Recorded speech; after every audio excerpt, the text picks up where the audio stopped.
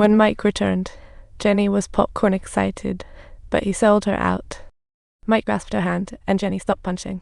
"Where'd you get this?" "I've wanted to sell the inside story." "Why don't you sell?" "Because I, just can't handle it." "Why not do it?" "I know if I, tell you to forget this job, you'd be lost." "I'd you do it, really?" "No, I wouldn't." Jenny realized Mike actually cared for her. It seemed Mike broke the rules first. Love is a tricky game. The next morning, Jenny swapped her glasses successfully, and the mission went on. Near the market, Jenny was taken by an old client. Her boss sought her for a simple reason: the golden mask was stolen. And Jenny was like a clueless lamb. Her boss even recorded this evidence. This operation was not so simple. Jenny asked her boss for another day, promising a surprise, then left. Just then, Big Black arrived, with some old friends from the insurance company. Big Black thinks Jen is two-faced. The mission starts at 11 p.m. Mike, in 7 disguise, enters the building. He installed jamming equipment in elevator 5 and then entered with Jenny. Meanwhile, the monitoring team wasn't slacking off either. The chief in the monitoring room was confident, deeming their plan entirely risk-free. The elevator hit the 70th floor. They left. Time froze, as if their lives stood still. They returned to the elevator, and the staff thought it was time to check out the fireworks. Jenny changed clothes, and the monitoring room lost sight of them.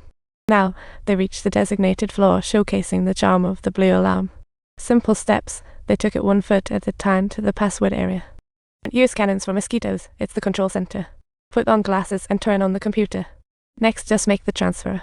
Outside, it's lively, the city cheers for New Year. 8 billion transfer successful. But a sudden twist awaited on their exit. The monitoring room caught the alarm, and they finally realized the duo was in the 86th floor control center. Ascending to the 50th floor, the chief was oblivious, thinking those two dummies wouldn't escape too far. The guard spotted them and immediately fired tear gas, so they turned tail and ran back. Mike checked the monitors, and it felt like watching his favorite show. He cleverly predicted the chief's next move. He chose the opposite route, smashed the construction glass, and the duo dashed onto the building's balcony. They used the hanging lights wire to reach the vent, a hope of escape, but the lights were heavy. The helicopter couldn't spot them, and the wire snapped. They had to move by sheer hand power. Subtitle, but in the end, the steel wire still snapped.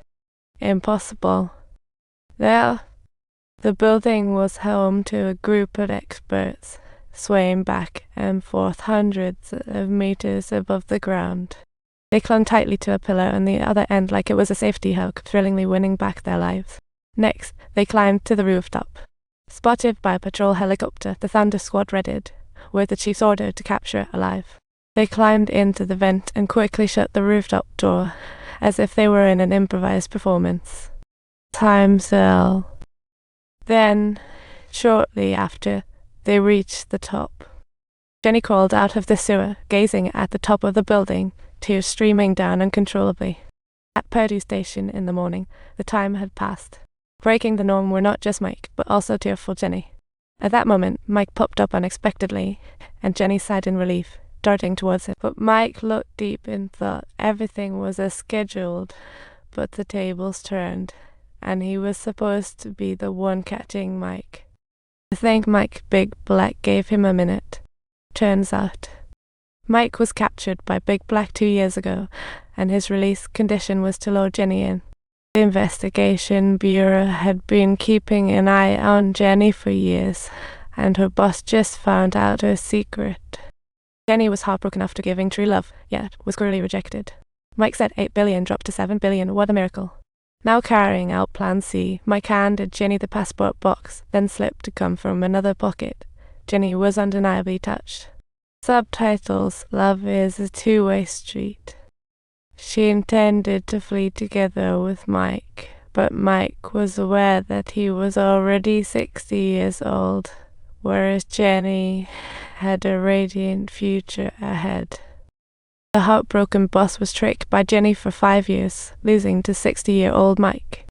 The subordinates all got off, leaving only the agent and Mike, but another twist came. Letting Jenny go was actually Big Black's mastermind move, and Mike had a debt to repay. He pulled out the chip he stole last time. He looked like a clown.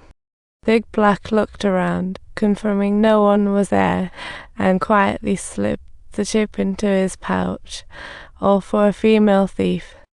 Everything was in vain, and all the favours from Big Black was it worth it? Mike looked troubled, but secretly smiled. Then another train passed by. All this came back to Jenny, who jumped off the train as it slowed down, and both finally laughed. This mission needs your help, Mike. I don't want to hog all the credit. As the train passed again, she told Mike, "Don't forget to subscribe to us."